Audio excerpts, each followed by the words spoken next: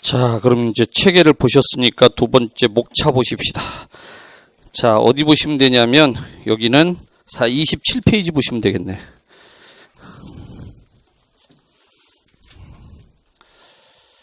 자, 제일 먼저 민법에서 민법 총칙이죠.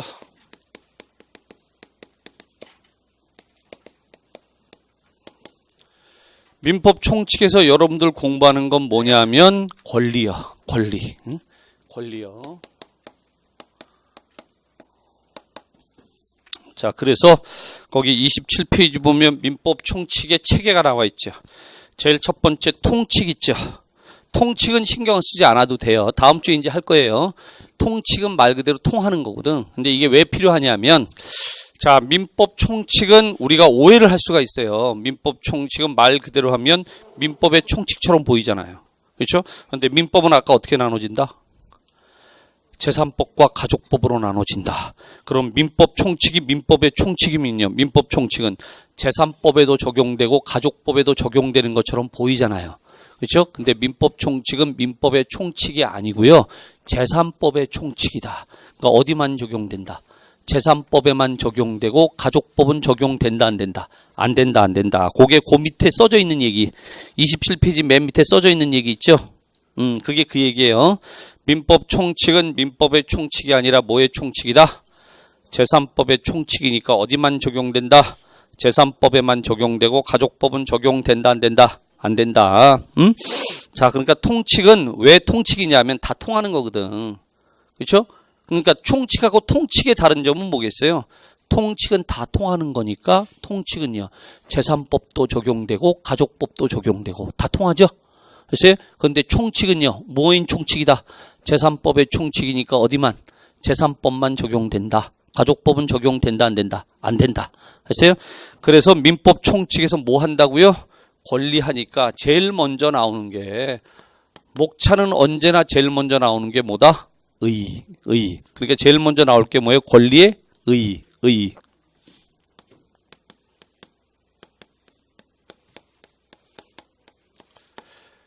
자, 권리가 뭐라 그랬어요? 법에 의해서 주어진 강제할 수 있는 힘. 이게 권리라 그랬죠. 그렇죠? 그럼 두 번째 뭐 나와요? 보세요. 그림 보세요. 그림. 권리의 주체, 주인이 누구냐? 권리의 주체가 누구다? 인이다. 인은 누가 있다? 자연인이 있고 법인이 있다. 근데 조금 더 들어가 봅시다. 여러분들이 하는 권리는 어떤 권리라 그랬어요? 재산권이에요. 재산권에는 뭐가 있어요? 물권, 채권이 있죠. 물권은요. 사람이 물건을 뭐 하는 권리다? 지배하는 권리다. 채권은요. 사람이 사람한테 행위를 청구하는 권리죠. 그러니까 둘 다 뭐예요? 사람이죠. 그러니까 인이라고요. 인은 자연인이 있고 법인이 있다. 그렇죠? 자연인은요. 태어나서부터 죽을 때까지 권리 능력이 있다 그랬죠. 오전에 배웠죠. 그럼 아직 태어나기 전에 뱃속에 있으면요. 태아, 돌아가신 분, 사자는 권리 능력이 있다 없다? 없으니까 권리의 주체가 될 수 있다 없다? 없는데 매매계약의 당사자가 됐죠. 태아 사자가. 그럼 매매계약은 뭐다? 무효다 무효. 그렇죠? 법인은 언제부터 권리 능력을 갖는다? 설립 등기했을 때부터. 그렇죠? 설립 행위는 했는데 아직 설립 등기를 안 했죠. 그럼 권리 능력이 있어요 없어요? 권리 능력 없는 사단에 뭐가 있다? 교회가 있고 종중이 있다. 그렇죠? 교회 부동산은 누구 거다? 1번 교회 거다 아니다? 교회 거 아니다. 왜? 교회는 등기를 안 했다. 그래서 권리 능력이 있다 없다? 없다. 그럼 교회 부동산은 2번 하느님 거예요? 하느님 것도 아니다. 왜? 권리 능력이 없다. 그럼 누구 거다? 교인들 전원의 공동 소유다. 됐어요? 자, 주체했으니까 세 번째 뭐예요? 권리의 객체죠. 요걸 조금 더 나눠서 보면 이 권리가 물권이냐 채권이냐에 따라 달라지는 거예요. 물권이면 객체가 뭐가 되는 거예요? 물건이요. 그렇죠? 물권의 객체는 물건이요. 물건. 사람이 물건을 지배하는 권리. 그렇죠? 물건은 뭐다? 부동산 동산이다. 여러분들 입장에서 물건이라고 나오면 뭐다? 부동산 동산이다. 부동산은 뭐다? 토지와 그 정착물을 말한다. 그런데 정착물 중에서 토지하고 별개로 취급하는 부동산이 뭐다? 건물이다. 그럼 동산은 뭐다? 부동산 이외의 물건을 동산이라고 한다. 오전에 했던 거 복습한 거죠? 자, 채권은요. 채권자가 채무자한테 뭐를? 행위를 청구하는 권리죠? 행위요, 행위. 어떤 행위요? 돈 갚으라고, 주라고. 주는 걸 뭐라 그러냐면 급부라 그래요. 급부. 급부할 것을 청구하는 거예요. 급부가 주는 행위를 얘기하는 거예요. 그러니까 급부. 자, 그 다음에 네 번째 뭐 나와요? 네 번째, 그래요, 권리변동이요. 권리변동이 뭐예요? 권리의 발생, 변경, 소멸, 이게 뭐예요? 법률 효과요. 그렇죠? 얘가 법률 효과니까 이렇게 법률 효과가 있으려면 뭐가 있어야 돼요? 요건이 있어야죠. 요건에 뭐가 있어요? 법률 행위가 있고 그 다음에 뭐가 있어요? 법률 규정이 있죠.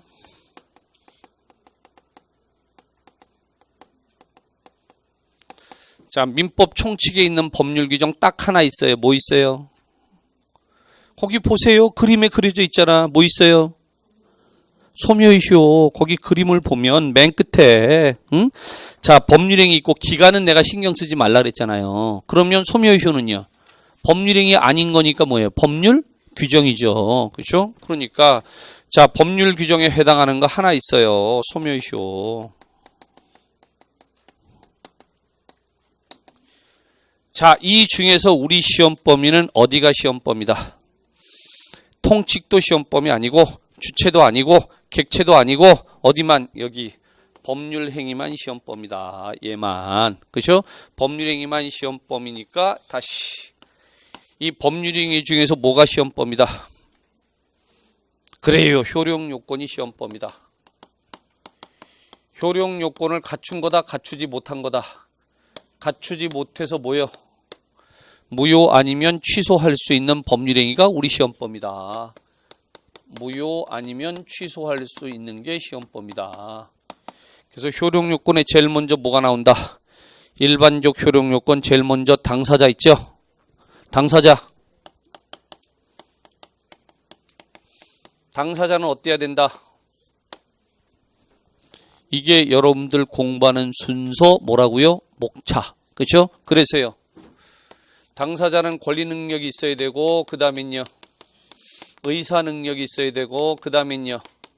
행위 능력이 있어야 되는데 권리 능력, 의사 능력이 없죠. 그럼 법률행위는 뭐다? 무효. 행위 능력이 없는 사람을 뭐라고 부른다? 제한 능력자라고 부른다. 제한 능력자 법률행위는 자, 제한 능력자에 누가 있다? 오전에 한 거 복습하는 거예요. 그래서 제한 능력자에는 밑에다 쓸까요? 자, 1번 미성년자 있고 2번 그래요. 피 한정 후견인이 있고 3번 피 성년 후견인이 있다.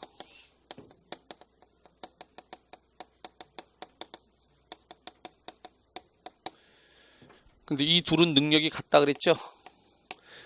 미성년자 피한정 후견인은 능력이 같으니까 제한 능력자잖아요. 단독으로는 법률행위 못하죠. 어떻게 해야 돼요? 법정 대리인 동의받으면 되죠. 동의받지 않고 하면 뭐 할 수 있다? 취소할 수 있는 거죠. 왜? 효력요건을 갖추지 못했으니까. 그러니까 요 둘은요. 동의받지 않고 법률행위 했을 때 뭐 할 수 있다? 취소할 수 있다. 근데 피성년 후견인은 능력이 완전히 떨어지죠. 그러니까 동의를 받든 안 받든 다 뭐 할 수 있다? 취소할 수 있다. 피성년 후견인의 법률행위는 법정 대리인의 동의를 받았든 동의를 받지 않았든 다 뭐 할 수 있다? 취소할 수 있다. 이게 당사자고요. 그렇죠? 자, 이제 두 번째. 이 당사자는 원래 어디서 해결이 되는 거냐면 여기 주체 자연인에서 해결되는 거예요. 응? 그러니까 이거는 원래 용어 문제라고 지금 우리 시험 범위는 아닌데 시험 범위하고 연결돼 있는 거예요. 그러니까 다음 주에 또 한 번 더 나올 거예요. 얘는. 자, 그다음에 이제 두 번째 어디요? 목적이요. 그렇죠? 여러분들 법률행위가 뭐예요? 매매계약이죠. 매매계약의 목적은 뭐다?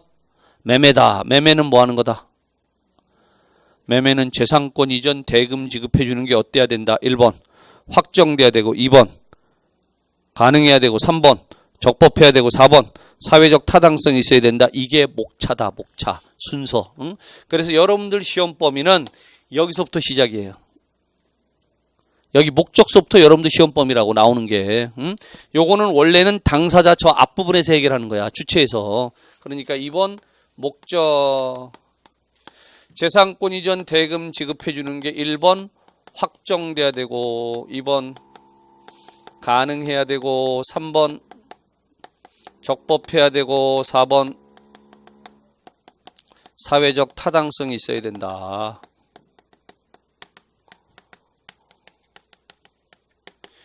이 없으면 뭐가 된다? 무효죠. 자, 이 목차에서 이제 뭐가 나온다? 이 목차 중에서 시험에 자주 출제되는 중요한 부분을 우리가 뭐라 그런다? 논점이라 그런다. 논점. 이 논점이 바로 얘예요.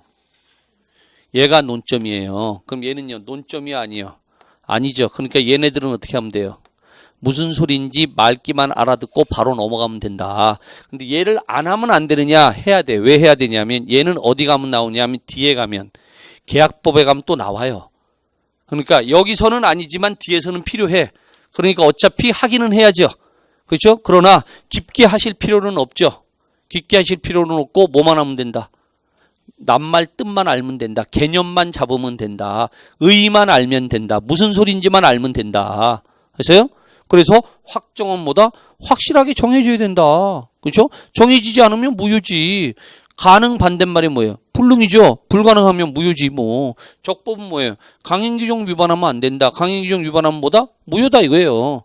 이건 또 말뜻만 알면 된다 이거야. 그 다음에 여기가 중요한데 사회적 타당성이 없으면 그럼 뭐다?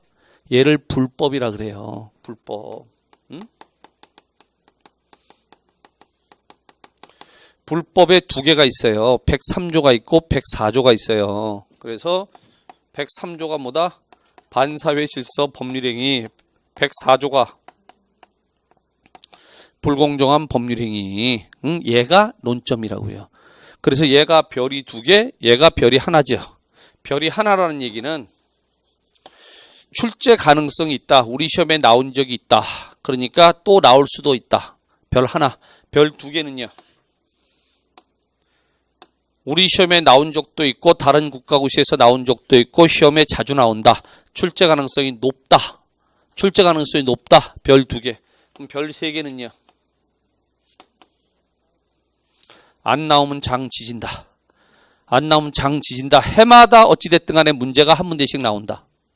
출제 가능성이 100% 내지 90%에서 100%야. 이건 거의 해마다 빠짐없이 문제가 나온다.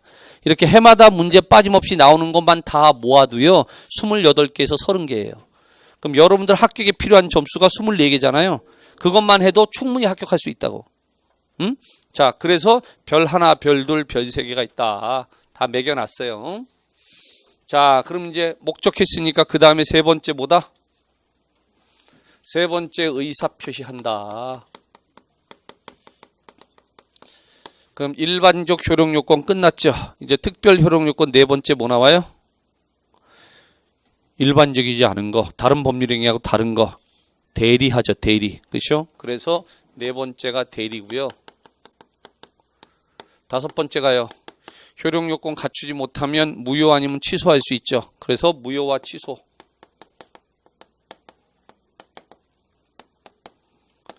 여섯 번째 조건과 기한.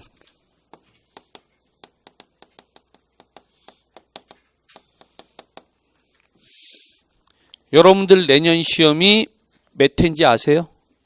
30회. 30회란 얘기는 기출문제가 29번이 있었단 얘기죠. 통계가 충분히 쌓여 있어요. 충분히 쌓여 있다 보니까 민법 총칙에서 문제 몇 문제 나와요? 10문제 나와요.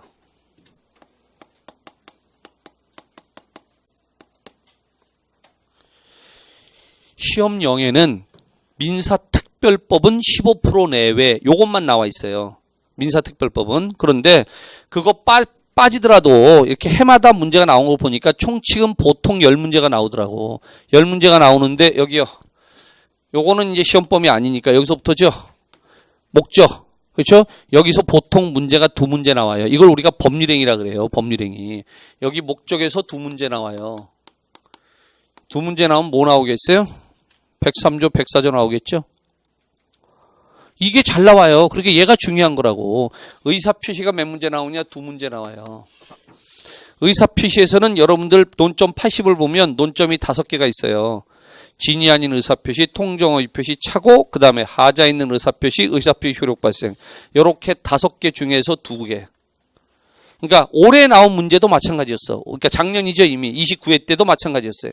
그러니까 해마다 보면 의사표시에서 몇 문제가 나오고 대리에서 몇 문제 나오고 이게 통계가 이렇게 누적되다 보니까 대부분 이 정도 나오더라고. 그래서 의사표시 2문제, 대리에서 3문제, 무효와 취소가 2문제, 조건과 기한이 1문제. 그래서 10문제예요. 그런데 27회하고 28회 때 2번에 걸쳐서 얘가 문제가 안 나온 적도 있었어요. 안 나오는 바람에 민총이 9문제 나온 적도 있었어요. 그런 적도 있기는 있었는데 대부분 문제는요. 10문제 나오고 이렇게 나오더라. 그러니까 작년도 같은 경우도 조건과 기한 1문제 나왔어요. 그래서 10문제. 그럼 이제 각각의 파트별로 뭐가 있어요? 비중이 정해져 있죠? 그러면 이 조건과 기한에서 논점이 하나야. 이 조건과 기한. 그러니까 그거 하는 거고. 조건 기한이 뭐가 다르냐. 어디가 포인트냐. 정해져 있죠. 그렇죠? 무효와 취소는 논점이 3개 있어요. 그 중에서 2문제. 그렇죠? 대리는 논점이 전부 5개가 있어요. 5개 중에서 몇 문제? 3문제. 근데 여기 별 3개짜리가 하나 있어요. 협의의 무권대리라고 돼 있죠. 한 장짜리 논점 80에 보세요. 거기 보면 별 3개 있잖아. 민법 총칙이요. 논점이 전부 몇 개 있어요? 20개 있어요.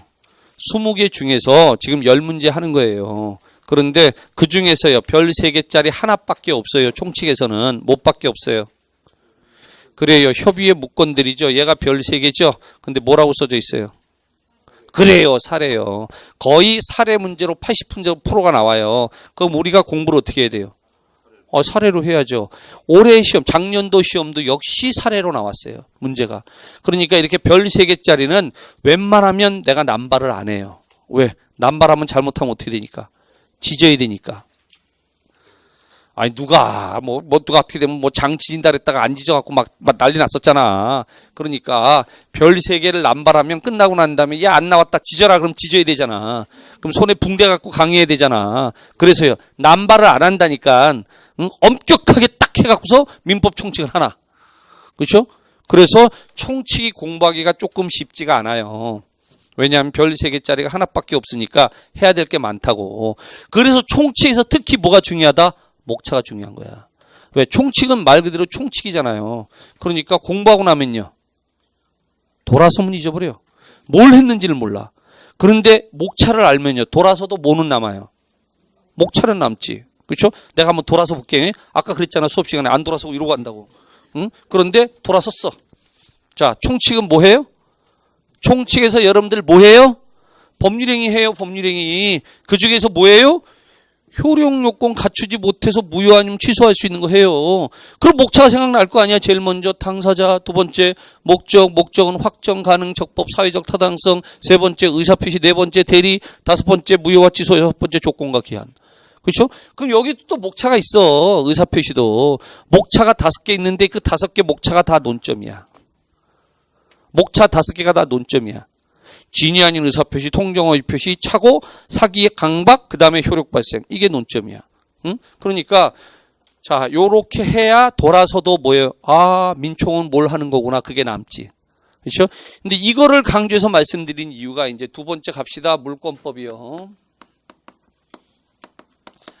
그럼 물권법에서는 뭐 하겠어요? 뭘 하긴 뭘 해? 물권을 하죠. 민총에서 뭐 했어요? 권리했으니까 물권법은 물권하는 거지.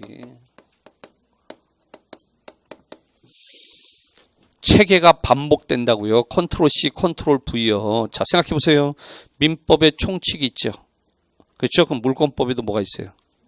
총칙이 있겠죠. 그렇죠? 그래서 물권법은 제일 먼저 총칙이 있다고요. 물권법 총칙의 내용은 뭐하고 똑같다? 민법 총칙하고 똑같다. 민법 총칙에서는 제일 먼저 뭐 했어요? 권리의 의의니까 여기서 뭐겠어요? 물권의 의의. 그대로 따다가 그대로 갖다 붙이면 된다니까. 그러니까 제일 먼저 물권의 의의. 아까 물권이 뭐라고요? 사람이 물건을 지배하는 권리다. 지배권이다. 적어도 이 정도는 해야 된다. 그럼 채권은 뭐다? 채권자가 채무자한테 행위를 청구하는 권리다. 청구권이다. 물권은 지배권이고 채권은 청구권이고. 자, 물권에 의했으니까 두 번째 뭐예요? 물권의 주체. 주체는 누구다? 인이다. 인은 누구다? 자연인 법인이요. 3번 물권의 객체. 물권의 객체는 뭐다? 이미 다 했다. 물건이다. 물건은 뭐다? 뭐긴 뭐다? 부동산, 동산이다. 여러분들은 부동산 한다, 동산 한다? 부동산 한다, 부동산. 그러니까 부동산 신경 쓰면 돼요.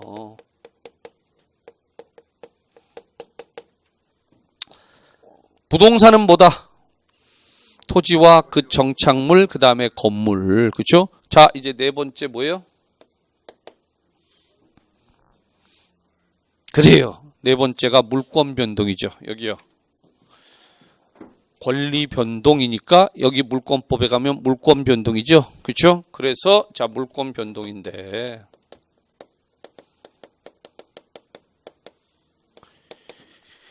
이 물권은요. 이 물권은 물건에 대한 권리잖아. 이 물건은 부동산만 하시면 된다고. 그렇죠? 그러니까 부동산 물권 변동이죠. 이렇게 물권 변동이 있으려면 뭐가 있어야 돼요? 요건이 있어야죠. 요건에 뭐가 있어요? 법률행위가 있고 법률 규정이 있죠. 그렇죠? 그래서 법률행위요.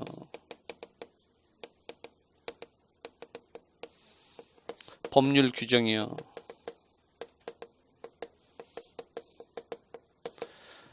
자, 이 법률행위를 뭐라 그랬어요? 물권 변동 일으키는 법률행위를 뭐라 그랬다? 저기 아직 그림 그리지도 지우지도 않고 그대로 있다. 채권행위에 대한 이행으로 물권행위 했다. 그렇죠? 그래서 채권행위에 대한 이행으로 물권행위 했다. 물권행위. 물권행위가 뭐다? 소유권 이전해 준 행위다. 두 글자로 뭐라 그런다? 양도, 양도. 다 저기 있잖아요, 지금. 그러니까 얘가 물권행위라고요. 물권행위만 있으면 물권 변동 일어나요? 아니고 뭐 해야 돼요? 저기 그림 보세요. 플러스 등기하라고 돼 있잖아. 등기. 그러니까 법률행위로 인한 부동산 물권 변동이 있으려면 그러려면요. 부동산에 관해서 권리를 취득, 변경, 소멸시키려면 뭘 해야 된다? 등기를 해야 된다. 186조 등기를 해야 돼요. 근데 법률 규정은 오전에 하나 얘기했죠. 뭐요? 경매. 경매는 뭐다? 법률 규정이니까 뭐 안 해도 등기 안 해도 경락인이 뭐 하면 경락대금만 완납하면 등기 안 해도 소유권 취득하죠. 그게 187조예요.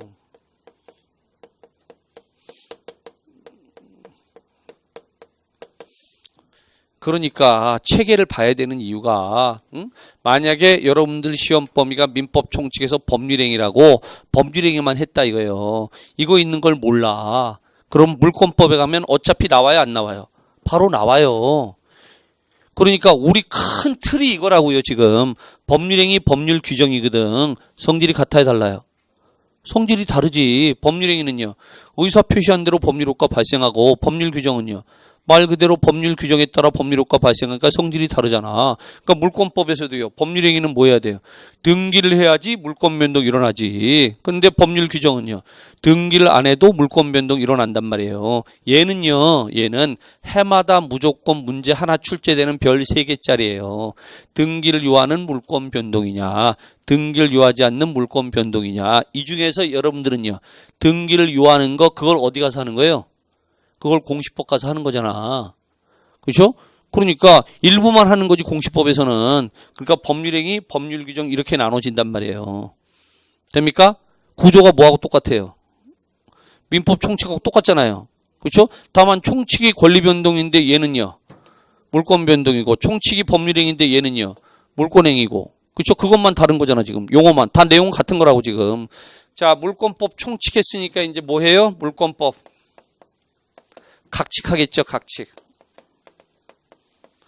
각칙은 뭐 하는 거예요? 개별적인 물권 내용 하시는 거예요. 개별적인 물권 내용. 개별적인 물권 내용은 여기 보셔도 되니까 여기 보고 하는 걸로 하죠. 자, 교재 보시면은 어디 그게 나오냐면 여기 있네. 227페이지 보세요. 227페이지 보시면 거기 그림 그려놨어요. 물권은 어떻게 나눠진다? 점유권하고 본권으로 나눠진다. 아까 물권이 뭐라 그랬어요? 지배권이라 그랬죠? 점유권은 사실상 지배하는 권리고 본권은요. 지배할 수 있는 권리고 하는 것과 할 수 있는 것은 같다 다르다. 다르죠. 그렇죠? 근데 본권은 다시 어떻게 나눠지고요? 소유권하고 이 소유권을 제한해 놓은 제한물권으로 나눠진다. 지배하는데 소유권은 어떻게 지배하는 거예요? 물건을 사용, 수익, 처분할 수 있는 권리, 할 수 있는 권리, 그게 소유권이에요. 그런데 이 소유권의 사용, 수익하는 걸 제한하니까 사용, 수익, 그래서 용익물권이 있고 용익물권은 뭘 제한하는 거야? 사용, 수익하는 걸 제한한 거죠. 그럼 소유권자는 사용, 수익을 못하고 용익물권자가 사용, 수익하는 거죠. 제한당했으니까. 그렇죠?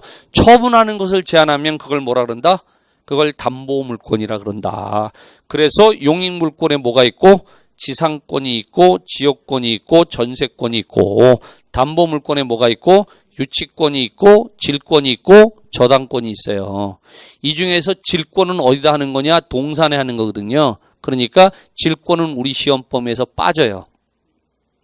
여러분들은 부동산 하기 때문에. 그래서 시험령에 뭐라고 돼 있냐면 물권법은 질권을 제외한 물권법 전체. 이게 시험범위예요. 그러니까 물권법은 범위가 넓죠. 질권만 빠지니까. 그렇죠? 근데 질권은 시험 범위에 빠지긴 하지만은 얘가 뭔 소린지는 좀 알아야 된다. 뭔 소린지는. 그래서요. 그래서 질권은 동산에 한다 그랬죠. 질권 나오면 제일 먼저 뭘 생각하면 되겠어요? 전당포.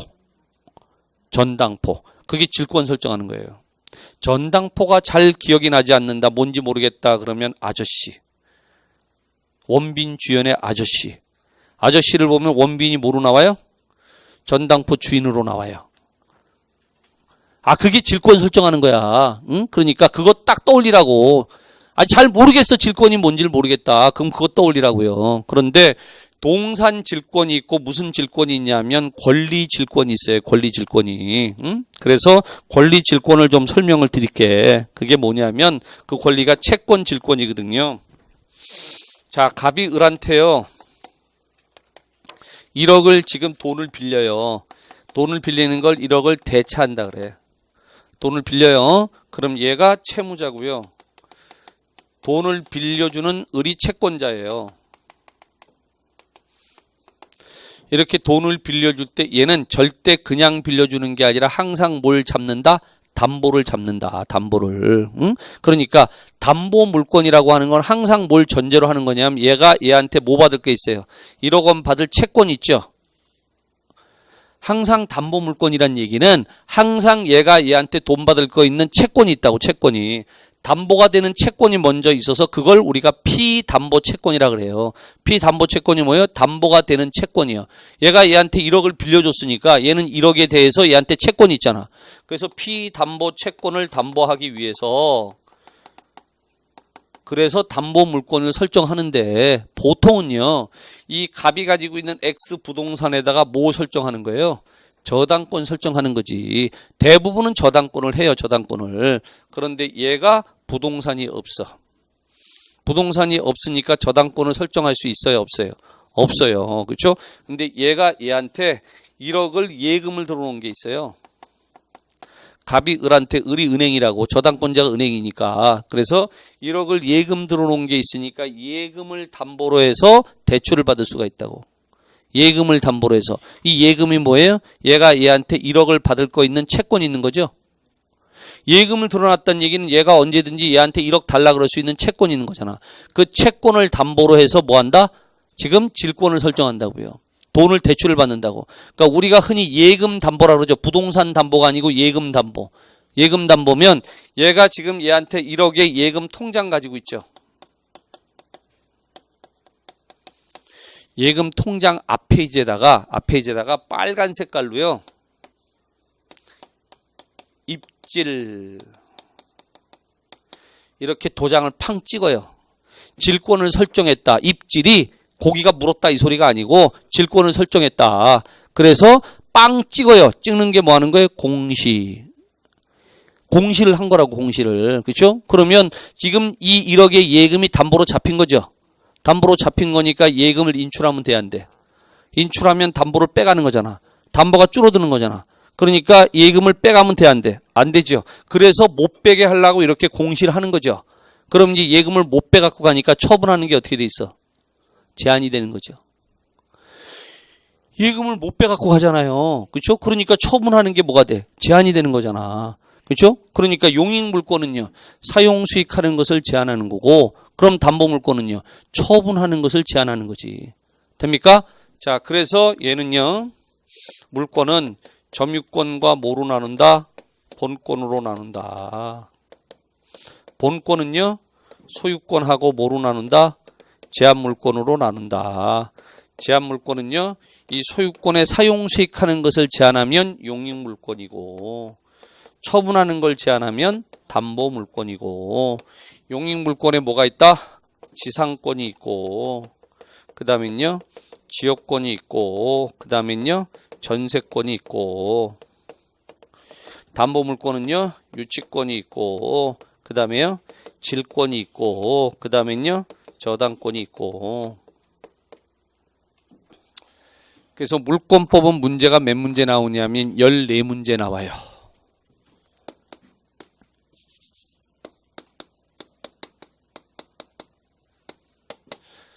문제 비중이 제일 높은데 그럴 수밖에 없는 게 물권법은요. 질권을 제외하고 물권법 전체가 다 시험범위니까 범위가 제일 넓은 거죠.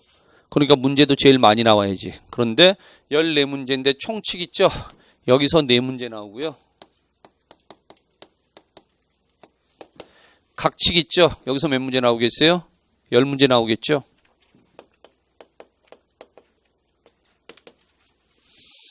자, 논점 80에 보시면은요. 다시 21번이 물권의 의의죠. 21번이 물권의 의의죠. 그렇죠? 별 하나죠. 근데 22번은요. 물권적 청구권이죠. 별이 몇 개요? 별이 3개 아닙니까? 여기는 별 3개짜리가 많아요. 또 그 밑에 보시면요. 뭐 있어요? 부동산 물권 변동 있죠? 별이 몇 개요? 또 별이 3개요. 그러니까 물권법은 민총하고 다르게 별 2개, 3개짜리가 아주 디글디글해. 그렇죠? 그러니까 여러분들 어디를 공부하면 된다라고 하는 게 출제가 어느 부분이 잘 된다는 게 특정돼 있어요. 특정이 뭐예요? 특별하게 정해져 있어요. 그러니까 공부하기가 조금 더 수월해요. 기본 목차만 알면 논점에 따라서 얼마든지 하실 수 있단 말이에요. 그래서 자 벌써 별 2개짜리가 몇 개 있어요. 별 2개짜리가 벌써 2개 있잖아. 별 3개짜리가 벌써 2개가 있잖아. 그렇죠? 그 다음에 이제 뭐가 나오냐면 여기요. 이렇게 등기를 해야 되잖아요. 등기를 해야 되니까 여러분들이 등기법을 하지만은 등기와 관련된 문제가 물권법에서 한 문제 아니면 2문제 나와요. 그런데 거기 논점이 5개가 있거든요. 5개가 있는데 사실은 4개 해도 돼요. 거기 등기 청구권이라고도 내가 써놨는데 왜냐하면 나온 적이 있어서. 근데 사실은 4개. 거기 보세요. 1. 등기의 유효권이라고 있죠. 2. 중간생략 등기. 3. 가등기. 4. 아래쪽에 있잖아. 그 다음에 등기의 추정력 있죠. 이 4개 중에서 한 문제 아니면 2문제 무조건 나와요. 그러니까 뭐가 나온다는 게 딱 정해져 있다. 근데 요즘은 어떻게 잘 나온다? 그렇지. 종합해서 잘 나온다.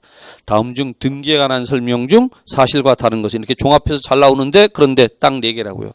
여기 공시법에서는 12문제 나오는데 그런데 여기는요. 할 게 많거든. 이거 할 게 많아. 그런데 민법에서는요. 4개만 하면 그럼요. 2문제 맞출 수 있다고. 이거 벗어나지 않아. 여기까지 벗어난 적이 없어요. 그러니까 2개 하면 그 중에서 4개 맞출 수 있고 여기서 잘 해놓으면 공시법하고 어떻게 돼요? 똑같거든. 내용이 연결이 되니까 그럼 공시법의 기초가 될 수도 있거든. 됐어요? 그 다음에 이제 물권 변동이 물권의 발생, 변경, 소멸이잖아요. 그래서 소멸을 해서 물권의 소멸 있죠. 물권의 소멸 중에 뭐 있어요? 혼동 소멸효 있죠. 그렇죠? 거기서 이제 한 문제 나올 수 있고 그러니까 물권적 총권 한 문제, 물권 변동 한 문제 그건 일단 별 3개잖아. 그렇죠? 그 다음에 등기와 관련해서 2문제 나오면 물권 소멸을 물어볼 거 없는 거고 만약에 등기와 관련해서 한 문제 나오면 물권의 소멸에서 한 문제 나오는 거고 이렇게 통계가 쌓여있다 보니까 딱 뭐가 나온다고 정해져 있어요. 4문제 해결됐죠? 그렇죠? 자 여기 각치기 10문제인데 점유권이 일단 한 문제. 점유권 중에서는 제일 중요한 데가 거기 넘겨보시면 나오죠. 점유자와 회복자의 관계 있죠. 찾았어요? 앞에 이제 있나? 앞에 이제 있네. 앞에 이제 몇 번이냐면 거기 32번 점유자와 회복자의 관계 있죠. 걔가 제일 잘 나와요. 자, 그 다음에 소유권 있죠. 얘는 딱 정해져 있어요. 3문제. 소유권은 3문제인데 뭐가 나오는지도 정해져 있어요. 제일 첫 번째 봐보세요. 상린관계 나오죠. 그렇죠? 한 문제. 두 번째가 점유취득시효 있죠. 또 한 문제. 세 번째 공동소유 공유 있죠. 한 문제. 딱딱 문제가 뭐가 나오는지가 딱딱 정해져 있다. 그래서 소유권이 3문제. 여기 용익물권 있죠? 용익물권 얘는 일치권은 일단 아니니까 빼고 용익물권은 활용이 잘 안 돼요. 지상권, 지역권, 전세권 다 활용이 잘 안 돼. 그러니까 난이 나와봐야 한 문제, 한 문제, 한 문제. 어떨 때는 안 나올 때도 있어요. 그러니까 많이 나와봐야 용익물권은 2문제. 많이 나와봐야 용익물권 2문제. 왜? 실제로 쓴다 안 쓴다? 안 써요. 활용이 안 돼요. 이 선생님 우리 전세 많이 하는데요. 그 전세는 여러분들이 알고 있는 그 전세가 아니고 여러분들이 전세 얘기하는 건 뭐다? 임대차예요. 임대차. 주택 임대차고 그 다음에는요. 우리 전세권 등기했는데요. 그래요. 보증금 보호받으려고 전세권 등기를 하기는 하죠. 그건 전세권 등기를 한다고 해서 전세권이 되는 게 아니고 기본 계약이 무슨 계약을 했어요? 임대차 계약을 했거든. 그러니까 기본 계약 자체가 채권이고 보증금 보호받으려고 전세권 등기한 것 뿐이란 말이에요. 그러니까 전세권 등기를 했다고 해서 내가 갖고 있는 권리가 전세권이에요? 물권이에요? 아니라고. 물권을 취득하려면 전세권 설정 계약을 하고 전세권 등기를 해야지 물권을 취득하는 거라고. 그러니까 이것도 잘 한다 안 한다? 안 해. 안 하니까 많이 나와봐야 한 문제고 보통 2문제 나와요. 용익물권은. 얘가 2문제. 그런데 담보물권은 질권은 시험범위 아닌데 이 2개는 활용이 굉장히 잘 돼요. 이 2개는 활용이 굉장히 잘 돼요. 특히 유치권은 어디서 많이 활용이 된다? 경매요. 경매장 가면 제일 많이 문제가 되는 게 법정지상권 그런 거 아니고요. 유치권이에요. 유치권. 그 다음에 우리 은행 가서 대출 받으면 다 뭐예요? 저당권 설정하죠. 저당권. 그래서 유치권이 2문제, 저당권이 2문제. 그래서 몇 문제? 10문제. 아니 점유권 1문제, 소유권 3문제. 그럼 4문제잖아요. 그렇죠? 그 다음에 여기 용익물권 2문제, 유치권 2문제, 담보물권, 저당권 2문제면 10문제잖아. 그렇죠? 이게 뭐가 나온다라고 하는 게 이렇게 딱딱 정해져 있단 말이에요. 그러니까 그 논점에 따라서 집중적으로 공부를 하면 별 2개, 3개짜리를 집중적으로 공부하면 점수를 따실 수가 있다고. 됐어요? 자, 그래서 물권법이 되셨고 그 다음에 이제 세 번째가 뭐겠어요? 세 번째가 채권법이겠죠. 그렇죠? 자, 채권법이야.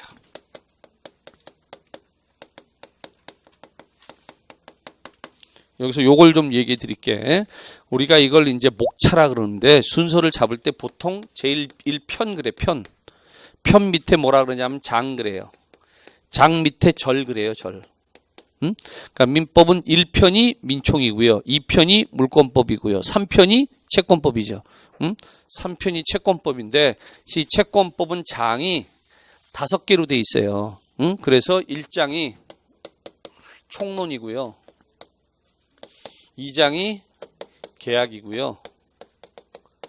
3장이 사무관리고요. 4장이 부당이득이고요. 5장이 불법행위예요.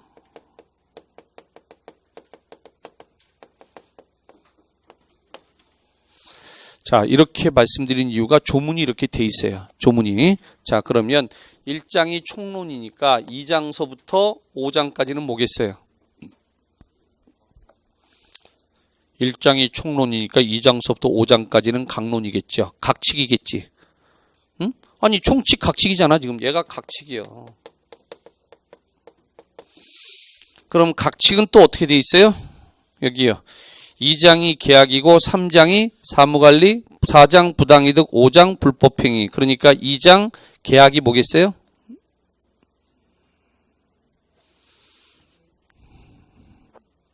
그래요. 그럼 이것부터 해봅시다. 자, 채권 총론의 내용은 뭐하고 마찬가지겠어요? 민법 총칙하고 마찬가지죠? 그럼 제일 먼저 뭐가 나오겠어요? 1번. 채권의 의. 채권이 뭐다? 채권자가 채무자에게 행위를 청구할 수 있는 권리다. 청구권. 그렇죠? 2번. 채권의 주체, 인이죠. 채권의 3번. 객체. 객체 뭐다? 행위. 행위가 뭐다? 급부. 4번. 채권 변동. 민법 총칙에서 권리 변동이니까 물권법에서는요. 물권 변동이고 채권법에서는요. 채권 변동이고. 그럼 채권 변동이 있으려면 뭐가 있어야 된다? 요건이 있어야죠. 요건에 뭐가 있다? 법률행위가 있고 법률 규정이 있다. 법률행위가 뭐다? 매매 계약이다. 그래서 얘가 법률행위다. 그럼 얘는 뭐다? 사무관리 부당이득, 불법행위는 법률 규정이다. 왜? 법률행위 아닌 건 다 뭐다? 법률 규정이다.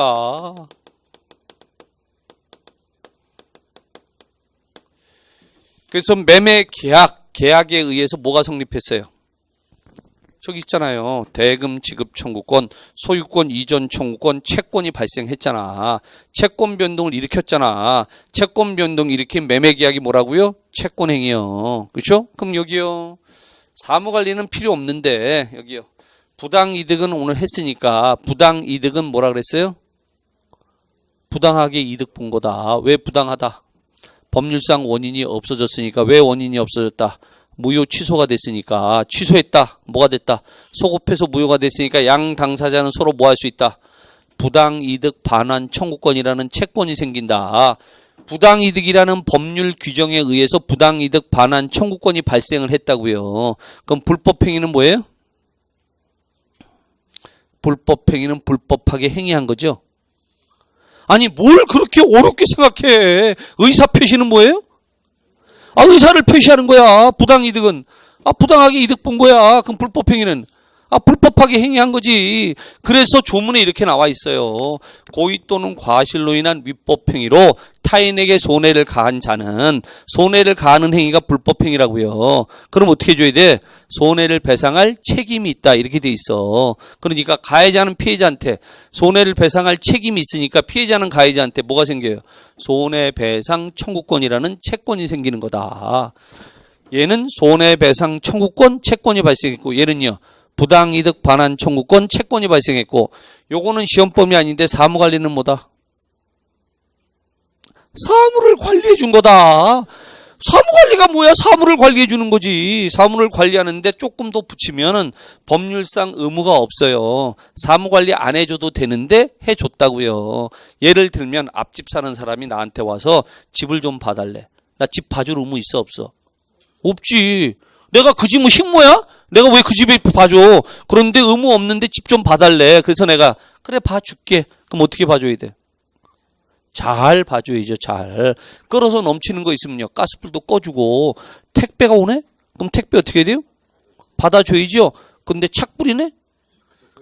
택배가 착불이야. 그럼 어떻게 해? 돈 내주는 거죠? 돈 내줬죠? 내가 사무를 관리하느라고 뭐가 들어갔어? 비용이 들어갔죠? 그럼 집주인 오면요. 야, 내가 택배 착불로 받아줬다. 3,000원 내놔. 그게 뭐예요? 비용 상환 청구권. 비용 상환 청구권이란 채권이 발생한다고요. 그러니까 이 세 개는 뭐예요? 법률 규정에 의해서 얘는 비용 상한 총권, 얘는 부당이득 반환 총권, 얘는 손해배상 총권. 그런데 얘는 안 나오는데 이 두 개는요. 경상도 사투리로 하면 억수로 많이 나오고요. 전라도 사투리로 하면 허벌나게 많이 나와. 허벌나게 많이 나오는 게 이 부당이득 불법행위예요. 그러니까 우리 시험 범위는 아니지만 뭔 소리인지는 알아야 된다. 됐어요? 그런데 여러분들 시험 범위는 얘가 시험 범위다. 그러니까 여러분들은 채권법을 하는 게 아니고 뭘 하는 거다? 계약법을 하는 거다. 계약법을. 자, 그럼 계약법은 다시 또 어떻게 이루어져 있다? 이제 이만큼 했으면 뻔한 거 아닙니까? 또 총칙, 각칙이 있는 거죠. 그렇죠? 그래서 계약법도 총론이 있고 강론이 있다. 강론은 어떤 거겠어요? 개별적인 계약하겠죠. 그렇죠? 공인 중에서 업무와 관련된 계약이 3개가 있다. 뭐요?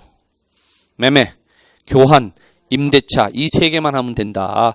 원래 계약법에 가면 계약이 증여계약부터 화해계약까지 14개 계약이 있어요. 그 중에서 3개만 시험범위야. 매매, 교환, 임대차. 그렇죠? 그러니까 매매, 교환, 임대차 이렇게 하시면 돼요.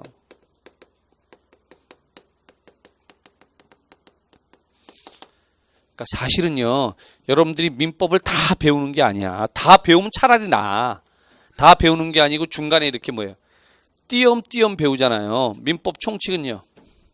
법률행위만 하잖아. 그렇죠? 물권법은요. 질권이 빠지잖아. 채권법은요. 계약법만 하잖아. 그렇죠? 그러니까 뭐가 필요한 거예요? 체계가 필요한 거야. 아니 쭉 다 하면 체계를 알지. 그런데 띄엄띄엄 배우니까 이게 어디서 나오는 건지를 알 수가 없으니까 그래서 체계를 하는 거예요. 체계를. 그러니까 만약에요. 민법 총칙에서 얘만 했다 이거야. 얘 안 했어. 그 물권법에 가면 바로 나오잖아. 법률행위 법률규정. 이거 제일 중요한 거라니까. 그러니까 해야 돼 안 해야 돼? 해야지. 해야지 내용을 이해하지. 체계를 잡아야 그 체계에 따라 뭐가 나와요? 목차가 나오고 목차에 따라 뭐가 나와요? 논점이 나오잖아요. 그렇죠? 그래서 자 이제 목차 잡는 법이에요. 목차. 자 계약법 총론에서는 그러면 내용이 어떻게 되겠어요? 항상 제일 먼저 의. 항상 목차의 제일 첫 번째는 의. 그래서 1, 2월 달에 여러분들이 뭐 하자 그랬어요? 개념 잡자 그랬죠. 개념이 뭐라 그랬어요? 의. 응? 의가 뭐라 그랬어요? 요건 플러스 효과. 응? 그래서 1번이 의. 두 번째 여러분들이 저하고 공부하는 게 권리변동이에요. 권리변동. 권리변동이 뭐라 그랬어요?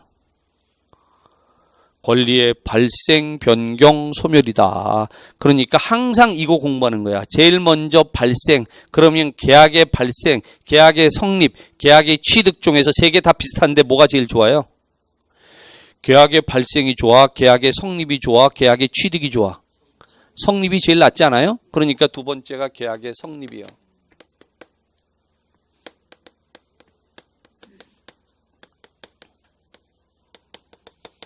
계약이 성립됐잖아요. 그러면 이제 성립됐으니까 계약이 있잖아. 그러니까 이 계약에 그 다음에 뭘 하는 거냐면 효력을 하시는 거예요. 효력을 하시는데 여러분들 시험 범위에 있는 계약이 요거거든요. 매매, 교환, 임대차. 이게 다 무슨 계약이냐면 쌍무계약이에요. 쌍무계약은 쌍방이 채무를 부담하는 계약이 아니고 쌍방의 채무가 서로 무슨 관계냐? 대가 관계예요. 자, 매매는요. 재산권 이전 대금 지급이죠. 대금이 뭐예요?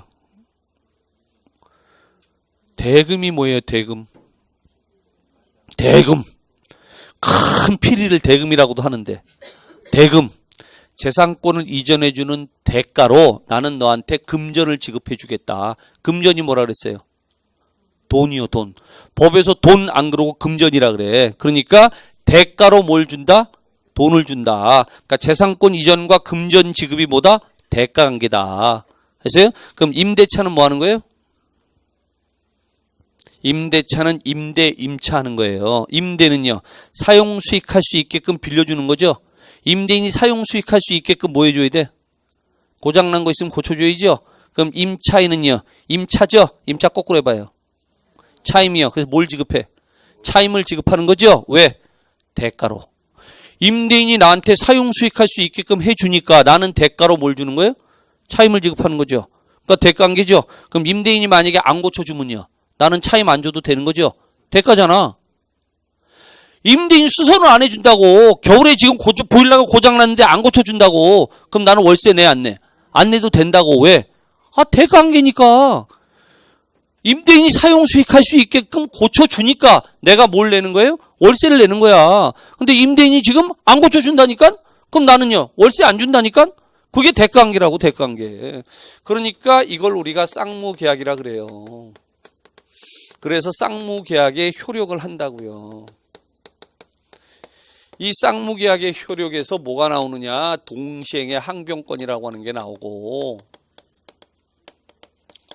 두 번째 위험부담이라고 하는 게 있고,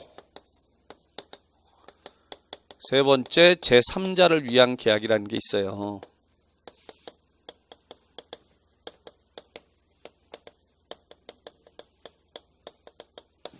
자, 효력했죠? 그럼 이제 네 번째 뭐예요? 우리가 공부하는 게 권리의 발생, 변경, 그 다음에 소멸이요. 그럼 계약이 소멸하는 게 뭐죠? 계약의 해제요. 계약을 해제하면 어떻게 된다고요? 소급해서 무효가 된다고요. 아까 취소해도 뭐가 되고요? 소급해서 무효가 되고요. 그러니까 4번 계약의 해제요. 자, 연습 한번 더 해봅시다. 해제요.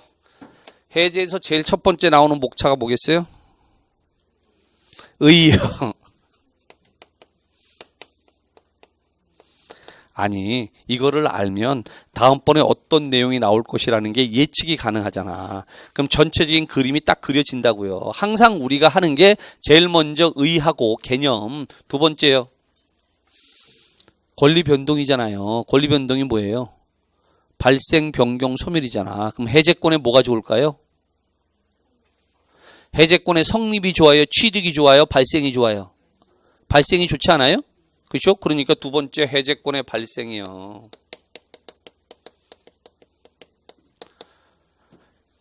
자, 오전에 취소도 아무 때나 한다 못한다. 못한자. 해제도 아무 때나 한다 못한다. 아무 때나 못하고 법정 해제, 약정 해제가 있어요. 법정은 법에서 정했어요. 그게 언제냐? 채무 불이행이에요. 채무 불이행이 있을 때만 뭐한다? 계약을 해제한다고요. 법정 해제, 채무 불이행이 있을 때. 자, 그러면 이제 발생했으니까 그 다음에 뭐겠어요? 발생했으니까 이제 해제를 했을 거 아니야. 해제! 이랬으니까 해제 뭐요? 여기는 효력이고 여기는 뭐겠어요? 해제의 효과. 효과. 그렇죠? 효력이나 효과나. 세 번째 해제의 효과. 항상 하는 게 첫 번째는 의, 두 번째는 발생, 취득, 성립, 세 번째는요. 효력, 네 번째는요. 소멸. 뭐 하냐고? 권리 변동한다고, 권리 변동. 권리 변동이 뭐예요? 발생, 변경, 소멸. 그래, 발생했잖아. 그러니까 효력했잖아. 그럼 효력했으니까 이제 뭐 남았어? 소멸, 없어지는 거 남았지 뭘. 그냥 그거 하는 거야. 생로병사 하는 거야, 생로병사. 태어나서부터 죽을 때까지. 뭐 하겠어, 뭘 공부하느냐? 이거 공부하는 거예요. 그러니까, 자, 네 번째가 해제권의 소멸. 자, 그런데 계약법이 또 몇 문제 나오느냐? 10문제. 총론이 5문제. 강론이 5문제. 사이좋게 나와요. 그런데 또 10문제 나오는 게 어디가 10문제 나왔어요? 민총이 10문제 나왔죠. 그렇죠? 얘도 10문제죠. 똑같은 10문제인데 차원이 틀려. 왜 차원이 틀리냐면 민법 총칙 분량의 계약법은 3분의 1밖에 안 돼요. 그러니까 계약법은 2번 수업해요. 총론 1번, 강론 1번. 근데 민법 총칙은 4번 수업해요. 횟수가 벌써 더블이라고. 그런데 똑같이 10문제야. 그러니까 어디가 더 비중이 높은 거예요? 계약법이 훨씬 높은 거죠. 범위는 적은데 문제 숫자는 똑같이 10문제니까. 그렇죠? 또 하나 민법 총칙은요. 뭐가 문제가 나올지 말 그대로 총칙이기 때문에 알 수가 없어. 근데 계약법은요. 뭐가 문제가 나온다는 게 딱딱 특정이 돼 있어요. 특정이. 어떻게 특정돼 있냐 보세요. 총론에서 5문제 나온다 그랬죠. 여기 계약의 성립 있죠. 여기서 한 문제 나오고요. 두 번째 쌍무계약의 효력이 있죠. 이거 왜 다 썼냐면 한 문제 한 문제 한 문제. 별 세 개 별 세 개 별 세 개. 별 세 개 별 세 개 별 세 개. 그러니까 뭐가 나온다는 게 딱 정해져 있다고요. 그래서 동시행의 항변권 한 문제, 위험부담도 한 문제, 제3자를 위한 계약도 한 문제인데 얘도 사례 얘도 사례. 아니 어떻게 나오는지까지 다 특정이 돼 있다니까. 그러니까 어떻게 공부하면 된지가 알죠. 그럼 해제가 몇 문제? 한 문제. 그러니까 다 논점이야. 목차가 곧 논점이에요. 다음에 여기요. 계약법 강론에서는 5문제가 나오는데 교환은 매매하고 똑같아. 왜냐하면 매매는 뭐예요? 재산권 이전 대금 지급이죠.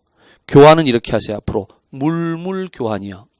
우리가 보통 그렇게 얘기 안 해요? 물물 교환이요. 그러니까 재산권 이전 재산권 이전이요. 교환은 뭐라고요? 재산권 이전 재산권 이전이요. 집하고 땅하고 바꾸는 거예요. 재산권 이전해주고 재산권 이전해준다고. 그러니까 뭐만 달라요? 재산권 이전 대금 지급인데 재산권 이전 재산권 이전 이것만 다르다고. 그러니까 나머지는 다 뭐하고 마찬가지야.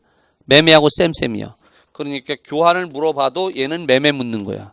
그래서 매매가 3문제, 임대차가 2문제 나와요. 임대차를 굳이 3문제 할 필요가 없는 게 여러분들이 민사특별법에 가면 또 뭘 해요? 주택임대차, 상가임대차를 하거든. 그렇죠? 그러면요. 아니 임대차가 3문제면 무려 임대차만 5문제가 되는 거잖아. 그렇죠? 그럴 필요가 없어요. 그래서 매매가 3문제, 임대차가 2문제인데 매매는요. 논점이 4개 있어요. 임대차는 논점이 3개 있어요. 아니 이것만큼 좋은 게 어딨어. 논점을 4개 했는데 그런데 문제가 3문제 나와. 그럼 적중률이 엄청나게 높은 거 아니에요? 그래서 매매의 논점에 제일 첫 번째 뭐 있어요? 보세요. 계약금 있어요. 계약금 별 3개예요. 그렇죠? 그 밑에 매도인의 담보 책임 있죠? 또 별 3개야. 그 다음 매매의 효력 있죠? 별 하나죠? 그렇죠? 그 다음에는요. 환매와 재매매 이야기 있죠? 환매 나오죠? 그게 별 2개죠. 그렇게 4개 중에서 3문제 나온다고. 아니, 이거 뭐가 나오는지가 다 정해져 있잖아. 특정이 돼 있다니까? 매매는? 임대차는요. 지금 3개 있죠? 제일 첫 번째, 임대차 의 있죠? 그 다음에 두 번째, 임차인의 3대 권리 있죠? 그렇죠? 그 다음엔요. 임차권 양도 전대 있죠? 이 3개 중에서 2문제야. 얼마나 좋아. 그렇죠? 그러니까 여러분들은 민법에서 어디서 점수를 따야 되냐면 내가 아까 얘기했죠. 자, 2차는 어디서 점수를 따야 돼요? 중개사법. 중개사법에서 점수를 따야 된다. 그러면 우리 민법은 어디서 점수를 따야 된다? 네, 물권법 계약법에서 점수를 따야 된다. 물권법 계약법은 논점이 특정돼 있다. 그래서 별 2개, 3개짜리가 아주 디글디글하다. 그렇죠? 그러면 물권법 계약법만 합치면 24문제죠. 24문제면 우리가 합격에 필요한 점수가 몇 개요? 24개죠. 그것만 다 맞아도 합격이죠. 그렇죠? 물론 다 못 맞죠. 아니 인간이니까 실수를 해서 한두 개 틀릴 수는 있죠. 그렇죠? 그러면 민총이나 민사특별법을 다 틀려요? 아니잖아. 그러니까 민총이 어려워도 민총에서 반타작하면 그럼 벌써 올라가는 거잖아. 그렇죠? 민사특별법이 어려워도 거기서 반타작하면요 올라가는 거잖아 지금. 그러니까 일단 어디서 점수를 많이 따야 돼요? 그래요. 물권법 계약법에서 점수를 많이 따야 돼. 그쪽에서. 그리고 여기가 쉬워요. 어디가 어려워요? 민총이 어렵고 민사특별법이 어려워요. 민총은 말 그대로 총칙이니까 어렵고 민사특별법은 특별법이라서 어려워요. 응? 특별법 어려운 이유는 또 얘기해 드릴 테니까. 그러니까 자 구조가 또 마찬가지예요. 법률행위 법률 규정이라고요. 그런데 여러분들 시험 범위는 계약이잖아요. 그렇죠? 그러니까 계약법하고 민법 총칙이 어떻게 돼 있어요? 연결이 돼 있지. 이 계약이 법률행위잖아. 그게 총칙하면 법률행위잖아. 그래서 내가 민총에서 법률행위라고 나오면 법률행위라고 하지 말고 뭐라고요? 매매계약이라고 하고. 그렇죠? 매매계약이 성립하려면 뭐가 있어야 돼? 매도, 매수, 청약, 승낙 이걸 뭐라고요? 의사표시라고. 민총하고 계약법이 서로 연결돼 있어요. 그러니까 민법 총칙에 나왔던 얘기가 계약법에 나오고 계약법에 나왔던 얘기가 민법 총칙에 나오는 거야. 서로 연결이 돼 있다고, 연결이. 그런데 이게 문제가 있어요. 어떤 문제가 있냐면 자, 문제점 한번 얘기해 볼게요. 여러분들 공부하는 순서가 민총이잖아요. 먼저 했죠, 그죠? 민총 끝나고 난 다음에 물권 하죠? 물권 하는 사이 얘를 잊어버려요. 응? 얘를 잊어버린다고. 그리고 난 다음에 계약 보러 왔죠? 연결을 시켜요, 못 시켜요? 연결을 못 시켜요. 중간에 이걸 하는 바람에 잊어버려가지고서 연결이 안 되는 거야. 그렇죠? 그런데 자, 계약법 하고 난 다음에 뭐예요? 민사특별법 하거든요. 하루예요, 하루. 잠깐 하는 요 사이에 또 요걸 어떻게 해요? 잊어버려요. 그리고 난 다음에 다시 민총으로 오죠? 그렇죠? 그러니까 연결이 돼, 안 돼? 연결이 안 되는 거예요. 이런 걸 우리가 빈곤의 악순환이라 그러는 거예요. 그러니까 어떻게 해야 되겠어요? 어떻게? 원래 계약법을 먼저 해야 돼. 계약법을 먼저 하고 그 다음에 어디를 가야 돼? 민총을 갔다가 물권법을 하고 민사특별법은 제일 마지막에 가는 거예요. 그런데 용어 문제 때문에 개념 잡는 것 때문에 우리가 순서는 처음에 그냥 민총, 물권, 계약, 민특으로 하는데 여러분들 5, 6월 달에 보면 1년 강의 계획 있죠? 5, 6월 달에 보면 뭐부터 하냐면 계약법부터 해요. 5, 6월 달에 보면 계약법부터 한다고. 계약법부터 하고 그 다음에 민총 갔다가 서로 연결돼 있으니까. 그리고 난 다음에 뭐예요? 물권하고 그 다음에 민사특별법 요 순서로 나가요. 5, 6월 달에는. 5, 6월 달에 그런 순서로 나가는 이유가 그것 때문에 그런 거예요. 그러니까 이해를 할 때 계약하고 민법 총칙이 어떻게 돼 있다? 연결이 돼 있어요. 연결이. 제일 처음에는 뭐부터 시작하는 거예요? 매매계약서부터 시작하는 거예요. 채권행위부터 시작해서 뭐 해요? 물권행위 해요. 그렇죠? 그걸 총칙에서 뭐라 그래요? 총칙에서 법률행위라 그러는 거예요. 요게 가장 기본되는 틀이란 말이에요. 그래서요. 자, 그 다음에 이제 하나 더. 민법 및 그 다음에 민사특별법이죠.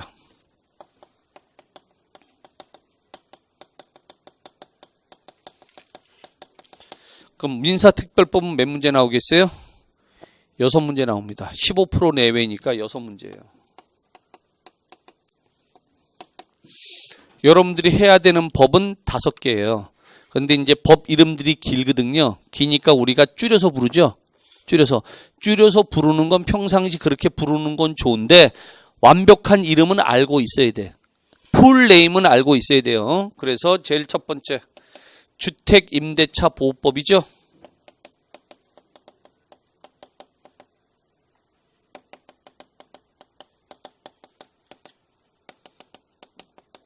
줄여서 뭐라 그래요? 주임법 그래요. 주임법. 두 번째는요. 상가 건물 임대차 보호법이에요. 근데 흔히 그냥 상가 임대차 보호법 그러는데 정확한 이름은 상가 건물 임대차 보호법이요. 두 번째 상가 건물 임대차 보호법이요. 그래서 줄여가지고서 상임법 그래요. 상임법. 세 번째 얘 때문에 풀네임을 알고 있어야 돼요.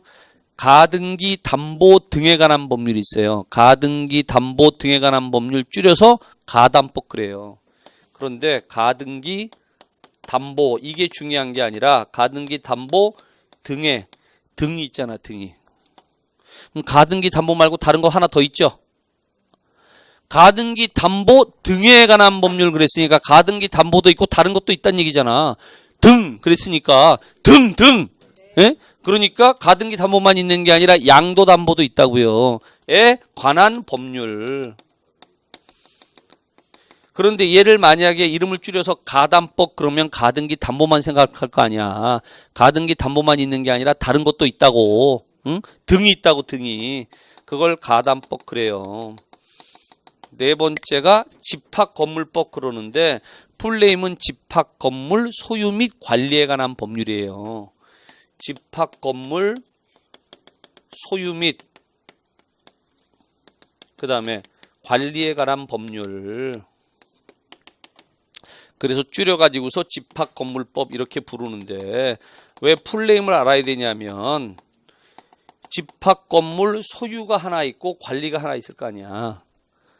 이 집합건물법에서 정하는 거는 집합건물 수요에 관한 내용이 하나 있을 거고 그 다음에 관리에 관한 내용이 하나 있을 거 아니냐고요. 그러니까 소유 및 관리에 관한 법률이잖아. 그럼 집합건물법이 정하고 있는 내용이 뭔지를 알 수가 있는 거잖아. 집합건물이 어떤 거예요? 아파트. 응? 아파트 소유와 관리에 관한 법률 있잖아. 그럼 아파트에서 복도나 지하 주차장을 뭐라 그래요? 공용 부분이라 그러잖아. 그건 소유와 관련된 거고 관리하기 위해서 뭐가 있어요? 관리소장 있잖아. 관리인이요. 그렇죠? 관리단이 있죠. 관리 규약이 있죠. 그게 바로 관리와 관련된 거. 그렇죠? 그 다음에 제일 긴 거 5번째. 부동산 실권리자 명의 등기에 관한 법률. 그래서 줄여서 부동산 실명법이라 그래요. 부동산 실권리자 명의 등기에 관한 법률.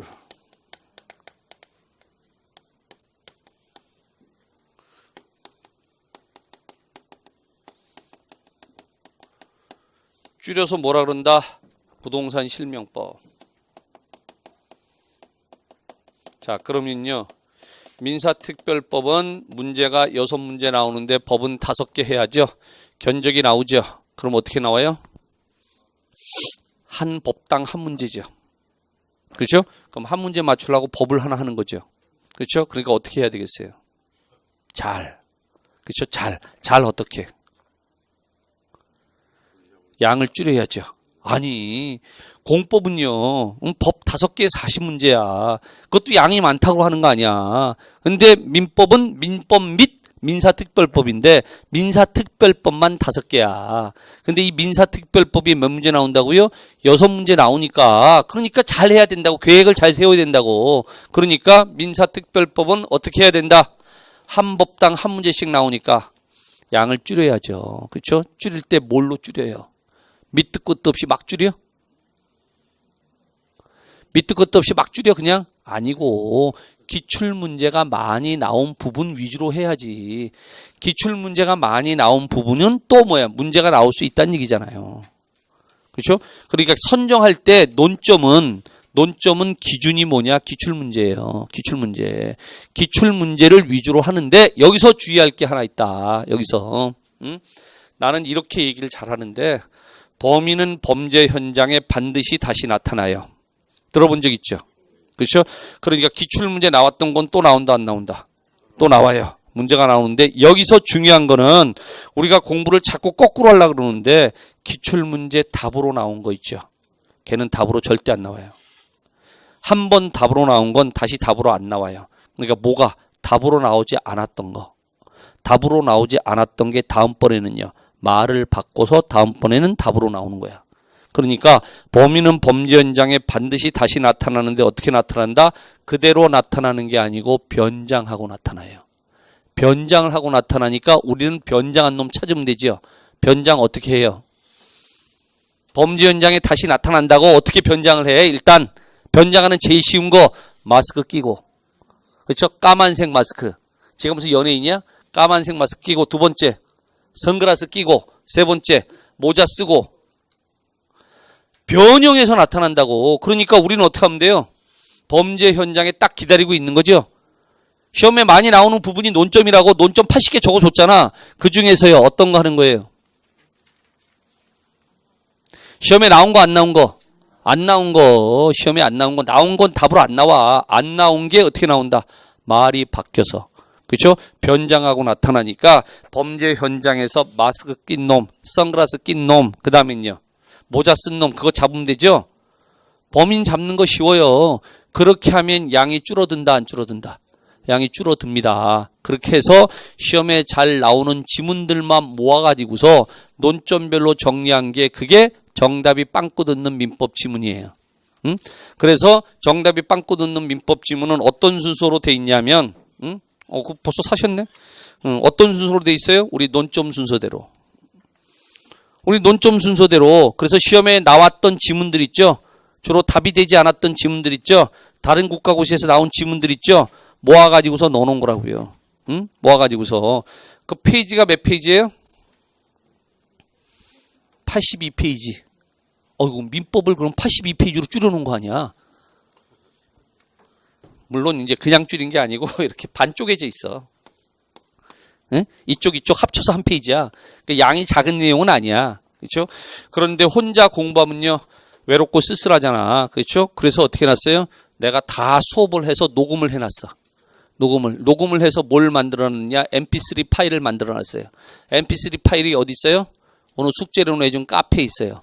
카페에 가보면 그 칸에 항목별로 쭉 나눠져 있는데 정답이 빵꾸 듣는 민법 지문이란 칸이 있어요. 그 안에 들어가 보면 mp3 파일이 쫙 있어요.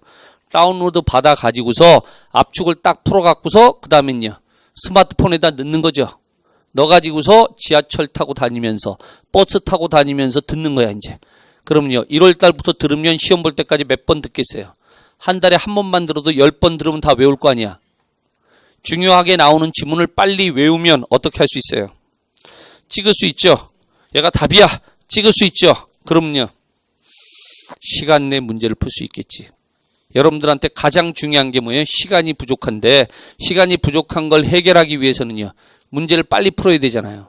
그렇죠? 문제가 빨리 풀기 위해서는 답으로 명확한 거는 빨리 찍고 넘어가야죠. 내가 40문제 다 그러자는 게 아니고 이렇게 넘어갈 수만 있으면 몇 문제만 5문제만. 그러면 여러분들은 부족한 시간을 확보할 수 있다 없다? 확보할 수 있어요. 그렇죠? 그러니까 그렇게 하시면 된다 이거예요. 자, 오늘 핵심은 내용이 뭐예요? 양 줄이는 거예요. 오늘 우리 지금 오후에 보강한 내용은 양 줄이는 거다. 양을 줄여야 시험에 뭐 할 수 있다? 합격할 수 있다. 양을 어떻게 줄인다? 그냥 막 줄이는 게 아니라 어떻게 줄인다? 체계, 목차, 논점에 따라서 이 체계는 어떻게 된다? 반복이 된다. 그래서 체계가 뭐다? 여기 있네. 법률 요건, 법률 효과, 그렇죠? 법률 효과가 권리 변동이잖아요. 이슬람 뭐가 있어야 된다? 법률 행위, 법률 규정. 이 체계가 똑같다고요. 우리가 공부하는 게 이거 공부하는 거예요. 민법 시간에 하는 게 권리, 재산권, 그래서요. 권리 변동, 물권 변동, 채권 변동, 그래서요. 채권 행위, 물권 행위, 법률 행위 이거 하는 거라고. 그래서 목차가 똑같잖아요, 지금. 민법 총칙의 목차가 물권법 총론의 목차, 계약법, 채권법 총론의 목차 똑같잖아. 그렇죠? 그러니까 그 목차에 따라서 아니 그 체계에 따라서 뭐가 나와요? 목차가 나오죠. 그렇죠? 민법 총칙에서 시험 범위는 자, 뭐만 시험 범위다? 여기 아직 안 지웠어. 법률행위만 시험 범위다. 그렇죠? 법률행위 중에서 뭐가 시험 범위다? 효력 요건을 갖추지 못해서 무효 아니면 취소할 수 있는 게 시험 범위다. 그렇죠? 그래서 순서가 어떻게 된다? 일반적 효력 요건 당사자, 두 번째 목적, 세 번째 의사표시, 네 번째 대리, 다섯 번째 무효와 취소, 여섯 번째 조건과 기한. 이 목차에 따라서 문제가 몇 문제 나오는데 뭐가 있다? 논점이 있다. 그렇죠? 그래서 그 논점별로 내용을 어떻게 해요? 하나씩 잡아가면 되잖아요. 됩니까? 응? 이렇게 먼저 체계가 잡혀 있고 목차가 돼 있어야 그 논점을 하실 수가 있다고. 그래야 양을 뭐 할 수 있다? 그래요. 줄일 수가 있다. 자, 다음 주에는 뭐 설명할 거냐면 용어 설명할 거예요. 용어. 그래서 용어인데 어떤 용어냐면 우리 시험 범위가 아닌데 우리 시험 범위하고 연결돼서 나오는 용어 있죠. 우리 시험 범위는 아닌데 시험 범위하고 연결돼서 나오는 용어. 자, 28페이지 한번 보세요. 이거 먼저 하려고 그러다가 체계가 먼저 돼 있어야 되니까 그래서 했어요. 28페이지 보시면 민법의 기초용어라고 있죠. 거기 보면 뭐 유추, 준용, 선이야기, 고의, 과실, 그 다음에 뭐 추정, 간주 쭉 나오죠? 응? 자, 이거 하고 그 다음에 또 넘겨보세요. 민법 총칙의 구성 그랬는데 우리 시험 범위는 어디만 시험 범위예요?